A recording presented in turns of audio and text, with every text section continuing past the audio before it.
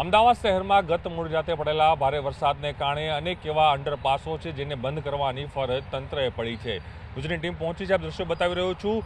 આ છે મકરબાનો જે અંડરપાસ છે, ખાસ કરીને અમદાવાદ બોટાદની જે રેલવે લાઇન જઈ રહી છે તેનો આ ગરનાળું છે. ગરનાળાની દર્શાવી શકો છો કે જેની અંદર ગટરના પાણી બેક મારી રહ્યા છે અને ગટરના પાણીથી આ ગરનાળું છે તે ભરાઈ રહ્યું છે.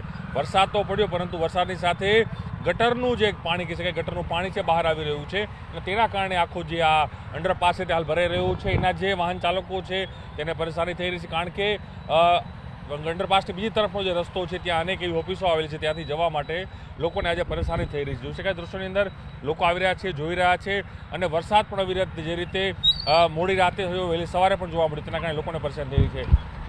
વડીલ, ક્યાંથી આપ આવો છો? વરસાદ કેવો હતો? રસ્તામાં કઈ પ્રકારની સ્થિતિ જોવા મળી હતી આપને? આપણો અનુભવ કેવો રહ્યો રસ્તામાં આવતી વખતે? બહુ ખરાબ રહ્યો. એટલે ક્યાંથી આવો છો ને પરિસ્થિતિ શું હતી રસ્તાઓમાંથી? ગુલાબ ટાવરથી આવો છો આપ? તો અહીંયા મકરબાપ આવ્યો છો, આપણી ઓફિસ આવ્યા છો, ઊભા છો આપ, કહ્યું ના શું સ્થિતિ જોઈ રહ્યા છો આપ અત્યારે? કંઈ નહીં, આ ગટરો ઉભરાય છે, અંડરપાસ બંધ છે, પેલી બાજુ જવાનો કોઈ રસ્તો નહીં, ફાટક બંધ છે. અચ્છા, ફાટકમાં બી રેલવેનું કામ ચાલે છે એટલે એ પરમાનન્ટ બંધ છે. ઓકે, એટલે હવે ઓફિસ જવા માટે લેટ થઈ જશે આપને? બહુ લેટ થશે. ઓકે, આપ તૈયાર સાથે એવા હતા કે વરસાદ છે ખરી આજે?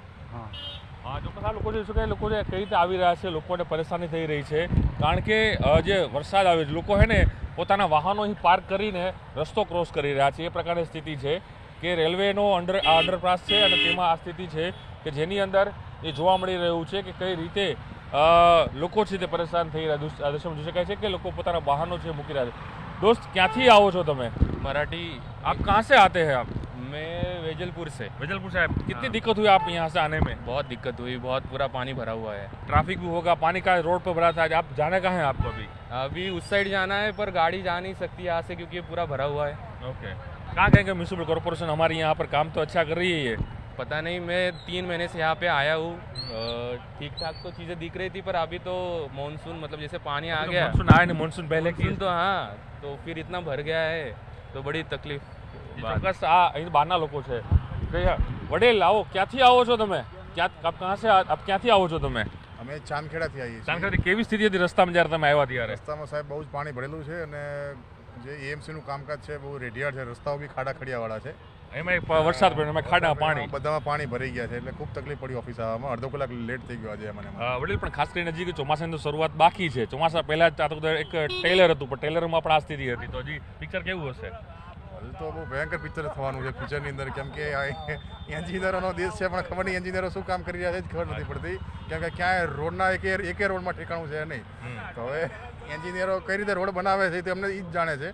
આપણે સવાલ નાગરિક તરીકે, ટેક્સ પેયર તરીકે, તમને ટેક્સ પેયર તરીકે એટલે આમ તો પ્રજાના પૈસાનો ધુમાડો જ છે આ બધો, બરાબર. બાકી પ્રજાને કશું મળતું નથી આમાં ટેક્સ આપવાથી.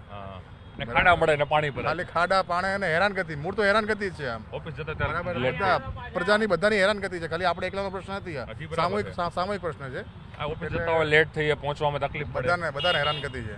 અને જે લોકોને જાનહાની થાય છે એ લોકોના પરિવારને વધારે હેરાનગતિ થાય છે. જે લોકો આવા સ્થિતિની અંદર પોતાના પરિવારનું પણ વાત સાચી છે કે આપ ટેક્સનો હું તો શું બધા આપણે જોયું છે લોકો છે કઈ રીતે લોકો પરેશાન થઈ રહ્યા છે, રસ્તાઓ ઉપર આવી રહ્યા છે અને એ પરિસ્થિતિ છે કે જે રીતે સતત વરસાદ વરસ્યો તેના કારણે અંડરપાસ છે તે ભરાવાની સ્થિતિ જોવા મળી હતી.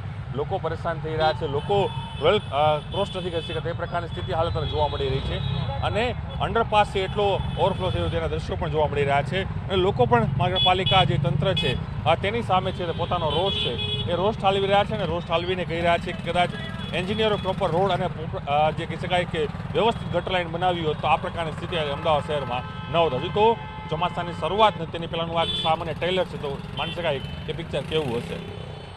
તેમના હિરેન શાહ સાથે પ્રણવ પટેલ, ન્યૂઝ 18 અમદાવાદ.